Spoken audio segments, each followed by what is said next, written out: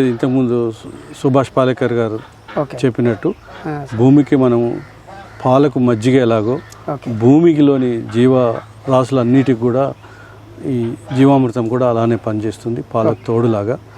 కాబట్టి సూక్ష్మజీవ రాశిని పునర్జీవింప చేయడానికి జీవామృతం బాగా తోడ్పడుతుంది.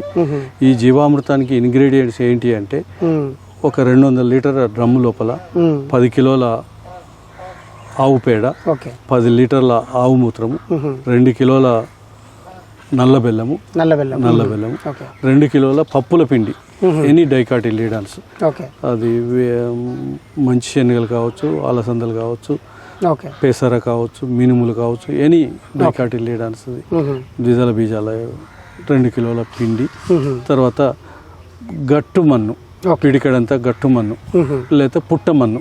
ఎందుకంటే where human intervention is not there. ఎక్కడ మానవుడి యొక్క ఇంపాక్ట్ ఎక్కడైతే ప్రభావం లేని మట్టి ఎక్కడైతే ఉన్నదో దాన్ని పిడికడ తీసుకుంటే, ఎందుకంటే అందులో సకల జీవరాశులు అందులో ఉంటాయి కాబట్టి వాటి కల్చర్ చేయడానికి పిడికడంతా మట్టి ఇందులో వేసి 48 అవర్స్ ఉదయం సాయంత్రము ఇట్లా క్లాక్ వైజ్గా ఉదయం సాయంత్రం తిప్పుతూ ఉన్నట్లయితే 48 అవర్స్ లోపల రెడీ అవుతుంది. దాన్ని మనము స్ప్రే అయినా చేయొచ్చు, భూమి సాయిల్ అప్లికేషన్ అయినా చేసుకోవచ్చు. సో చక్కగా ఉపయోగపడుతుంది, మంచి రిజల్ట్స్ కూడా వస్తున్నది.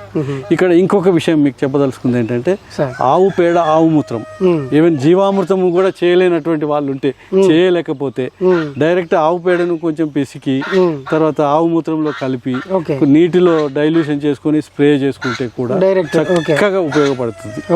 సో